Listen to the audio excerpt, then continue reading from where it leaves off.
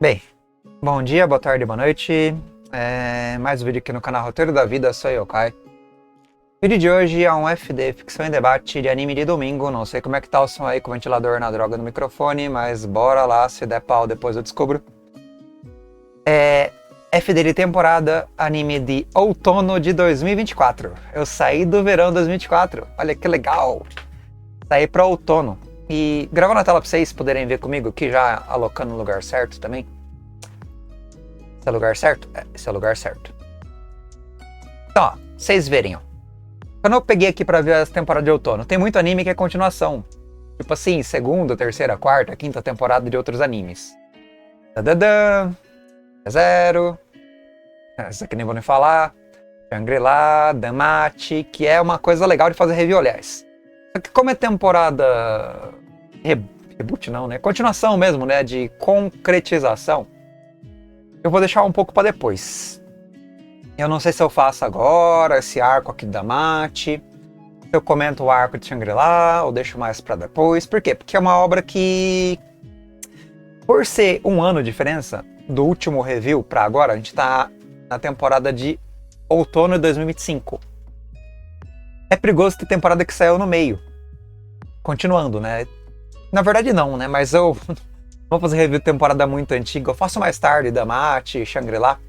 Pegar uma obra de episódio fechado, dessa vez. Depois eu volto aí, eu penso no caso. E pego essas obras aqui, tipo assim, ReZero, não sei.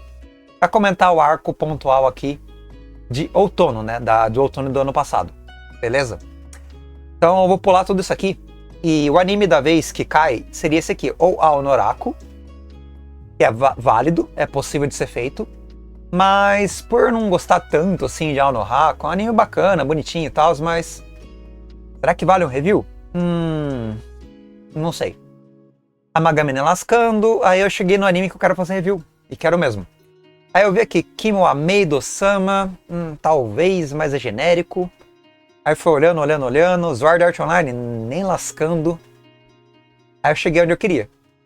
Fairy Tail, interessante, mas não agora. Mas cheguei aqui onde eu queria, o Shi.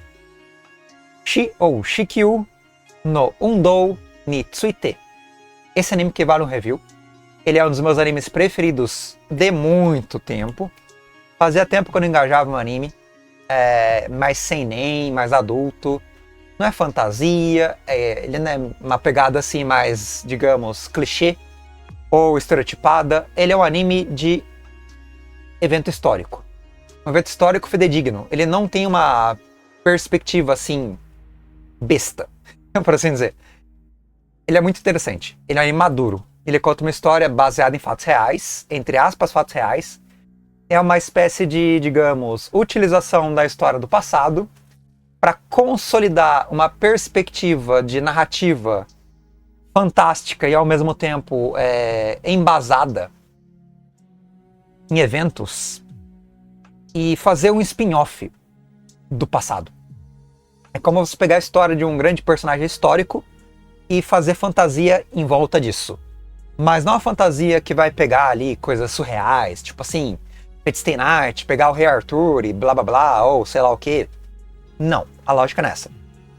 A lógica é você pegar um evento, ou personagens históricos, e fazer uma abordagem, nesse caso conceitual, como posso dizer? De literatura. Mas é uma literatura que não é literatura, porque não é novel, é mangá. Então é baseado esse anime de 25 episódios, lançado aqui de outubro a março. Ó, a blasfêmia que eu fiz aqui. Fazendo review do outono. Outono 2024. Vai cair aqui, ó. Mas ele acaba em março, ó. Ele acaba nesse ano. Então eu tô adiantando o review. Por quê? Porque eu já vi o anime. Março, tô em dezembro. Tô em dezembro de 2025, então dá pra fazer review de boas. Então vamos lá. Vai ser o review desse anime mesmo. É um anime baseado no mangá, que é Shikyu no Undou ni Tsuite, ou em inglês Orb, on the Movements of the Earth, que é um anime, ou no caso um mangá, que trabalha ali do século 1500, 1600, pré-Copérnico. Pré-Copérnico quer dizer o quê? Quer dizer que ali a era da expansão marítima, se eu não me engano, né? Portugal, Espanha, França, Holanda, Inglaterra. indo para o Oceano Atlântico, e ao mesmo tempo a parte da Inquisição da Igreja Católica Romana. Vai pegar ali os reinos dos francos, né, que são os franceses, dos hispânicos, né, que são os espanhóis, que tem a Inquisição espanhola e tal, dos bretões até a cisão, né, que tem a cisão da igreja com a Inglaterra, que vai ter ali o luteranismo. Não é luteranismo, é o protestantismo em inglês. Qual é o nome? Não lembro. Tem o calvinismo, luteranismo e tem o inglês, que eu vou esquecer agora. Pontual. E outros também que são as cisões da Igreja Católica internamente e suas evangelizações, né, por assim dizer. Que dá no que a gente entende hoje por evangélicos, né? Mas isso acontece em 700, 600, nessa época aí. Mas voltando aqui, temos aqui numa história então, uma história contextual histórica de como funciona a jornada dos astrônomos. Só que não é qualquer astrônomo, são astrônomos na Idade Média. Também chamada Idade das Trevas, era feudal. Ou transição do feudalismo, do baixo feudalismo. O que é o baixo feudalismo? Ele de 1300, na verdade o baixo feudalismo começa mais ou menos em 1000, tá? 1000 e pouquinho. O baixo feudalismo é quando a Europa se torna comercial de novo, abre toda a amplitude de troca entre feudos e entre reinos, né? Impérios. Já tem a queda do feudalismo. A queda do feudalismo é a ascensão das navegações. E esse anime ele passa na transição do fim do feudalismo para a era das navegações. E a exploração de perspectivas intelectuais acadêmicas, vinculadas prioritariamente com o que se entende por academia. Lembrando que a academia, no fim da Idade Média, era literalmente a igreja, tá? A universidade, os alfabetizados, o conhecimento, as traduções, a cultura, estava na mão da igreja. A Igreja Católica Romana era, digamos, o monopólio do conhecimento científico, cultural, do conhecimento matemático, do conhecimento em geral. De vez em quando aparecia um outro assim, fora da curva, um agricultor, um comerciante, um criativo aqui e ali, que abordava conhecimentos através da pesquisa própria.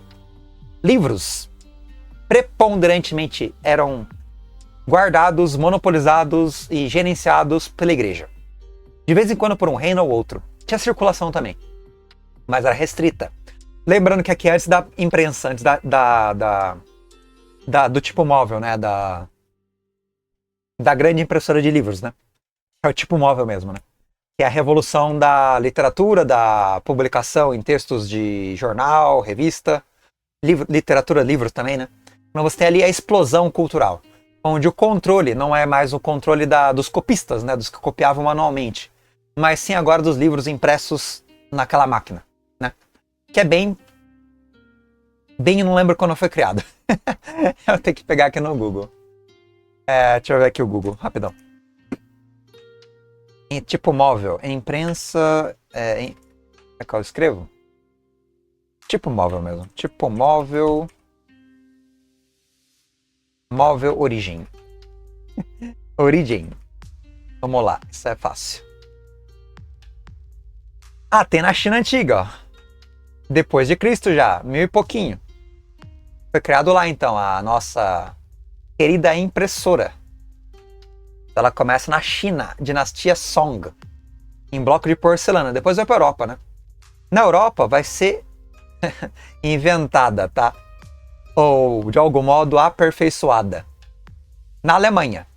A Alemanha não era bem o nome da Alemanha, mas era os reinos germânicos. Século XV, 1400, 1500. Por chumbo, ligas de metal e tal, Gutenberg. Vai produzir em massa tipos metálicos para fazer a imprensa. E tinta a óleo, né? E tal. Tipos móveis de Gutenberg. Então temos aqui a história da imprensa. Isso é fundamental por quê? Porque aí você cria o conhecimento sem o vínculo do controle da igreja. E a igreja perde o controle da cultura. E aí você faz isso aqui, ó. Literatura. Propagada livremente. Tá? E é bem interessante isso aqui. Não tem as datas aqui, né? As datas são importantes. Né, tá de boas com data, tá aqui. Ó, transição da era das navegações, da era feudal para era moderna. Beleza? Por que tudo isso aqui? Porque isso aqui vai cair exatamente onde Orbe acontece. Deixa eu ver quando Copérnico nasceu, para ter uma ideia. Copérnico. Para ter uma ideia de como é a década do Orbe. Copérnico, nossa, bem antigo. Tipo móvel ao mesmo tempo do Copérnico, 1443. O cara tá no 73. Olha. O que você pode pensar? Se isso aqui é pré-Copérnico, a história de Orbe acontece ali no século feudal. Não é modernidade ainda, não é navegação, é antes de navegação.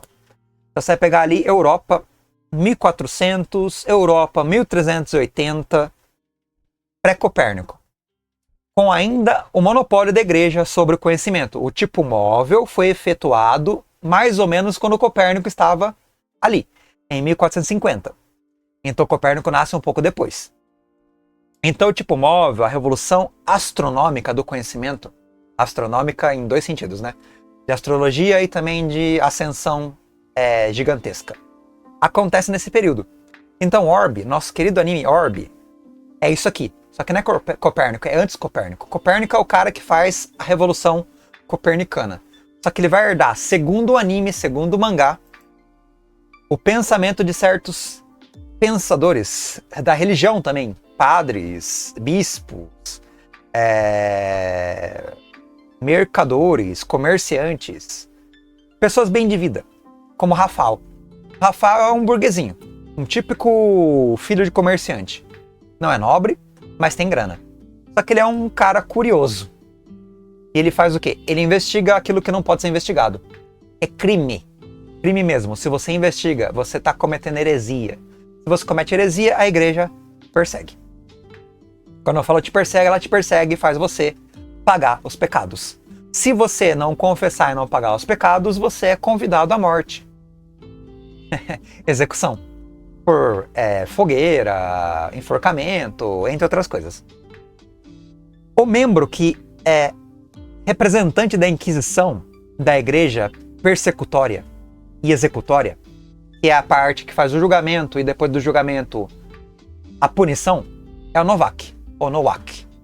O Nowak é o Inquisidor e tem a jornada dele. A história de Orbe, a história da busca pelo conhecimento da astronomia, tá? E a matemática envolvida nisso. Claro que não é uma pegada assim acadêmica, vou fazer continha aqui, continha ali. Não é essa lógica. É você ter um conto de fantasia, uma fantasia no sentido... qual a palavra? A palavra é que é fidedigno, não é uma coisa fora da caixa. É uma coisa coesa, consistente. Ela é real. Não tem nada fora da regra. É o mundo daquela época representado sem nenhuma fantasia além, né? Ela é verossímil, a palavra é essa, verossimilhança. Verossimilhança com aquele período. Você vai ter então vários personagens, porque não tem protagonista nesse anime. Você tem um contexto, e o contexto é a busca pelo conhecimento. E a perseguição daqueles que buscam o conhecimento. Vai ter vários protagonistas, vai ter o Rafael, vai ter o Badene, vai ter o Oxy, que é o meu predileto, o Oxy. Vai ter o Nowak, que é o Inquisidor. Vai ter a Jolenta, que é a filha dele. Vai ter a Draca, que não é pesquisadora nenhuma de nada. Ela é uma... como posso dizer? Uma comerciante que busca sobrevivência. Vai ter o Schmidt, que é interessante, que é da ordem dos templários contrários à fé cristã aplicada pela religião, mas também católico. Você vai ter o Hubert, que é um personagem que infelizmente dura pouco tempo. Você vai ter o Potolsky, que é interessante. Você vai ter um cara que vai dar as dicas para Draca, que é um filósofo interessante também, bem legal, que tem umas frases filosóficas legais, mas é um tranqueira. Você vai ter uma gama de personagens que não são importantes, por quê? Porque eles são transitórios, são secundários, são descartáveis. Spoiler, descartáveis de verdade. Tá? E aqui vai ter a mesma lógica do mangá. Não tem nenhum novo aqui. Então você vai herdando como se fosse uma espécie de bastão. Tem um pensador ou um escritor que vai lá, produz obras literárias, faz contas, obras gigantescas. Uma pequena biblioteca que cabe num baú, assim. Tipo assim, pensa em 20, 40 livros. pega um baú grande, esconde o baú. Essa é a pesquisa acadêmica daquele indivíduo. Aquele indivíduo é um herege, é um pecador. A igreja pega ele, mas não pega o material de estudos. Esse material de estudos é herdado, por exemplo, aqui pelo nosso primeiro protagonista, que é o Rafal. O Rafal, ele é um moleque que estuda, tá? Ele tem ali, ele vai na escola da igreja, tem ali o padre que ensina ele, tem ali todo o movimento de ser alguém adequado, um cidadão perfeito, um cidadão coerente, um cidadão obediente. Só que o Rafal não aceita isso. O Rafal é um personagem que o conhecimento é muito mais importante do que a fé. Porque o conhecimento é investigar a verdade. E a verdade é descoberta pela razão. Isso precede Descartes. Descartes é 1700. Aqui é o começo do racionalismo. É pré-iluminismo, iluminismo do século das luzes, que vai ali de 1700 a 1800. Isso aqui é o germe do iluminismo, tá? É o germe do conhecimento físico, matemático e da engenharia. É os precursores daquilo que vai dar em 1600, 1700, daquilo que vai dar em várias pessoas que vão morrer pela igreja. E quando eu falo pessoas que vão morrer pela igreja, são várias. A igreja vai matar geral. Vai matar muita gente, mas muita gente, tá? Tudo aquilo que é contra a fé católica vai ser perseguido, vai ser excomungado, vai ser preso, vai ser torturado e vai ser assassinado. Inevitavelmente. Aliás, a Inquisição aqui é mostrado com o nosso Novak, ou Nowak, os instrumentos de tortura. Inquisitor. Tá? É desde tortura mínimas, assim, tipo arrancar unha, dente, cortes, equipamentos medievais dos mais diversos. Orbe é a história dos heróis, por assim dizer, e buscando a verdade do mundo, da realidade, questionar a palavra divina. E a palavra divina tinha monopólio da igreja. A igreja dominava o conhecimento e dominava a verdade. Quando você ia contra a verdade da igreja, você ia contra a verdade de Deus. Quem representa Deus no mundo é a igreja. Então a igreja matava a pau. E quando eu falo matava a pau, é literalmente matava a pau. Tá? A Inquisição tinha um poder absurdo. A igreja tinha um poder absurdo no final da Idade Média, absurdo mesmo. O poder da igreja só vai cair nas cisões. Aí vai ter a quebra com a Inglaterra, calvinismo, entre outras coisas. Isso aí no iluminismo. O iluminismo que vai contestar o quê? A igreja de novo. A fé vai ser contestada, tudo vai ser contestado. Lembrando que os iluministas, em grande parte, são católicos. Eles não contestam a fé para ir contra a igreja. Eles querem aprimorar a razão humana. Você pega, por exemplo, Descartes, Hegel, Kant, entre outros. Eles não são anti-igreja. Eles são a favor da igreja. Só que com âmbito intelectualizado. Não são ateus, nem lascando. Quando você pega a galera antes deles ainda, também é a mesma coisa. Tudo católico, tudo fiel. Tudo vinculado ao estudo junto à igreja, porque só lá dá para estudar. É o monopólio do conhecimento, dos livros, de tudo. Tá ali. Então a parte desse anime é prioritariamente você entender o mundo medieval no seu ápice da violência, no seu ápice da repressão. E aí a transição do conhecimento de bastão para bastão, de herdeiro para herdeiro, de conhecedor para conhecedor, em cerca de mais ou menos 70 anos. É o que dura o anime. Ele vai mais ou menos de 1400 até mais ou menos 1470. E quem vai herdar todo o conhecimento desenvolvido nessa obra aqui é o Copérnico.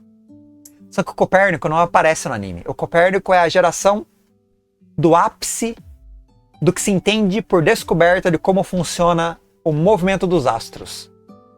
E a lógica do anime é essa, ou do mangá. É o movimento dos astros. E quais astros? Principalmente a Terra. Não os astros Marte, Júpiter, Lua, Sol. É o movimento da Terra. E o como ela está vinculada no sistema solar. Essa é a revolução copernicana. Essa é a revolução de Orbe. E você vai ter aqui um monte de gente, e um monte mesmo, sofrendo horrores. E vivendo horrores de acordo com a sua ideologia para pôr em prática a sua verdade. Esse anime é sublime. Sublime. Cara, ele é muito foda. Além da verossimilhança, né? Porque é um negócio mais real, histórico mesmo. Não sei se é real histórico de verdade. Mas tem elementos incríveis, como por exemplo o Badenin, Ele pega um monte de morador de rua. O que ele faz com o morador de rua? Um evento muito interessante. Ele tatua no couro cabeludo deles o livro dele. Página por página. Em vários moradores. E dá um número para cada um. Cara, é sensacional. Porque para preservar o conhecimento. Outro personagem sensacional, o Oxy. Que é um mercenário assassino. Só que também é alguém que busca a verdade. É um católico, bastante interessante. Mas aí ele vai fazer o quê? Ele vai transmitir para as próximas gerações os relatos como observador da pesquisa do Badeni. Que vai cair na mão da Draca. A Draca não tem nada a ver com a academia ou com a pesquisa do cosmos, mas tem a ver com a sobrevivência e com a densidade moral. Assim, o ato da Draca, que é um dos personagens mais fortes e mais interessantes e mais intensos, é fantástico. Todos eles são incríveis. Rafal, Badeni, Oxy, Jolenta, Draca. A Jolenta tem a jornada da tragédia. Ela funda uma segmentação da igreja e ela tem todo um esquema ali de propor uma contestação da fé. E além disso também tem os esquemas dela ser também pesquisadora e astrônoma da antiguidade. Ela ser excomungada ali porque ela foi tratada como se fosse herege. Ela não era herege. Ela apenas fazia o quê? Pesquisava a mais, junto com o Badeni e com o Oxy, coisas relativo à matemática do cosmos. Só isso. Só pesquisar a matemática do cosmos. Só que isso é crime. Entendeu? De acordo com a época. E o Schmidt, que é um cavaleiro bem legal. Eu não vou lembrar os detalhes da obra, nem os arcos de personagens. Eu tô dando um panorama mais amplo, tá? Porque eu esqueci mesmo. Eu tenho o mangá. Eu vou ler o mangá um dia. Comprei com gosto esse mangá. Com gosto de verdade. Mas, mesmo que eu esteja fazendo um review torto, bem torto, assim, bem panorâmico, bem genérico, a ideia é você pensar no como, hoje em dia, contemporaneamente, a mesma coisa que acontecia aqui em Orbe, acontece, cara. Não só no sentido de você ir contra a cultura. Tipo assim, eu defendo a vacina. Aí tem um monte de gente que é anti-vacina. Eu defendo a Terra redonda. Aí tem um monte de gente que defende que a Terra é plana. Eu defendo X ou Y. Não. Dentro da ciência. Os paradigmas científicos não é violência, morte e tal. Mas tem a pegada de você ter descrédito. De você ser considerado tolo, de você ser considerado ignorante. Ou talvez alguém que está tentando, mas não conseguindo. Você pega ali, por exemplo, eu estudo astronomia, aí tem o novo telescópio chamado, o novo lá, o mais famosinho agora, caramba, esqueci o nome dele. Telescópio, vou pegar aqui no Google. Telescópio.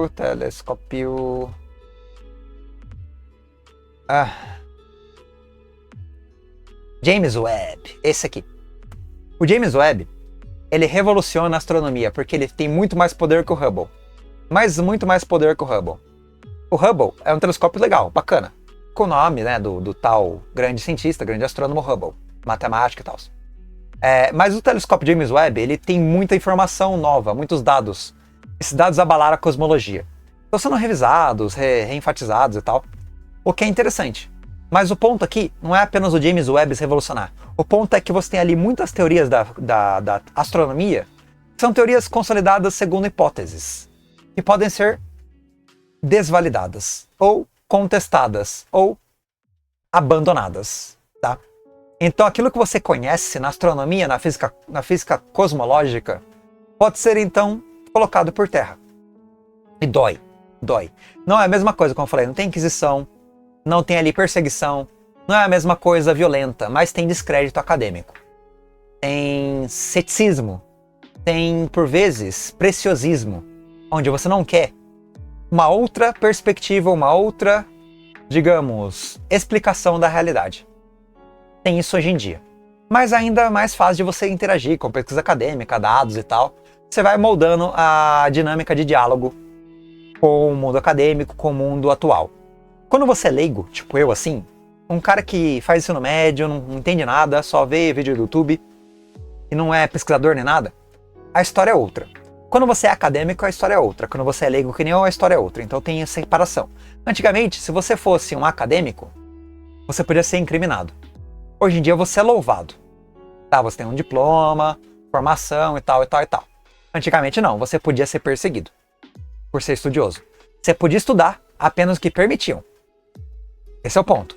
Hoje em dia, não. Hoje em dia você pode estudar com metodologia, com crítica, com esmero, com preciosismo, tudo que permitem. Ou seja, estudar. Você pode estudar de boas, tá?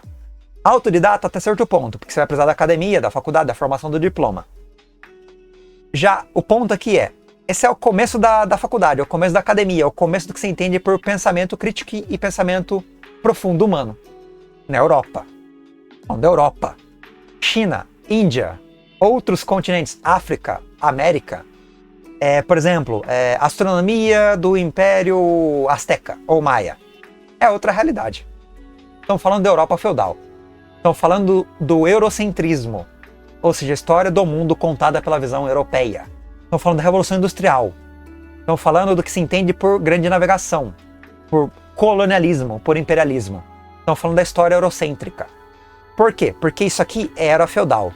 Quem era a Inquisição era na Europa. O conhecimento astrológico, astronômico, na América, na Ásia, na Índia, na China, na África, era paralelo e avançava brutalmente. Enquanto Copérnico estava fazendo os cálculos para descobrir uma coisa que ia revolucionar na Europa, em outros locais já tinha descoberto.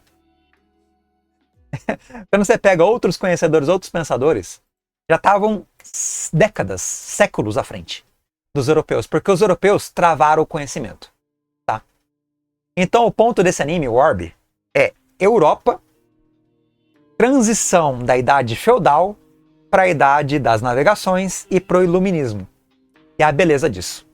E é lindo de morrer. Só que eu tô falando da Europa, tá? Outros locais, outras vibes, outros conhecimentos, outras pesquisas, outros aprimoramentos. A China estava anos-luz da Europa. Os impérios das Américas estavam também equivalente à Europa ou mais até. E uma coisa que é importante lembrar, conhecimento não é escada. Conhecimento é ondas. Agora a gente está num topo. Daqui a um tempo a gente está decaindo. Aí volta para um certo topo e decai de novo. Não é ascensão. Depende, aliás. Por exemplo, medicina ameríndia ou medicina atual? Qual é melhor? Todo mundo vai falar atual, tem ali uma ressonância magnética, aquele remédio e tal. Mas no contexto ameríndio, medicina ameríndia é equivalente à medicina atual. É surreal falar isso. Então não é como se fosse um conhecimento que vai avançando em direção à perfeição ou divindade. Na verdade, é um conhecimento que vai diversificando. Essa é a realidade, a diversificação do conhecimento. A não ascensão do conhecimento. Em Orb, você tem aqui um paralelo de conhecimento alternativo, europeu. Tá? E os vários pesquisadores, pensadores, por tabela pecadores, como Rafal, o Badeni, o Oxy, como a Jolenta, entre aspas, a Draca, o Nowak, que vai cair no arco fenomenal, porque ele é o Inquisidor. O arco dele é lindo, lindo, lindo, triste e lindo, tá? É um arco magnífico. Eu acho o Oxy o personagem que eu mais gosto, mas, cara, o Rafal é foda demais. A Draca e o Badeni também não tem personagem ruim, cara, são personagens incríveis. É um cenário denso, difícil, verossímil, complexo, personagens incríveis, uma história instigante, bem contada, bem desenvolvida, não é densa, não é científica, não é matemática, e é fantástica. É fantástica. Paga um pau do inferno pra esse anime, paga um pau do inferno pra essa obra. Deu meia hora de review porque eu sou um paga-pau. E é isso, galera, é isso aí o review de hoje. Desse anime que eu recomendo de coração, um dos melhores do ano passado, e desse ano também, porque cruzou os anos. É lendário esse anime, cara. E o mangá deve ser incrível também. Tô devendo a leitura. Faço review do mangá. E é isso, galera. Desculpa aí qualquer coisa. Tamo aí pra conversar. Foi mais uma prosa sobre o assunto em si. E menos sobre o anime, talvez. Anime bem dirigido. Bem animado. Bem conduzido no sentido de character design, ambientação, atmosfera, ritmo, né? Toda a parte criteriosa, técnica do anime é muito boa. É redondinho, cara. Ele provavelmente adapta Idealmente não, adequadamente, criteriosamente, pertinentemente o mangá.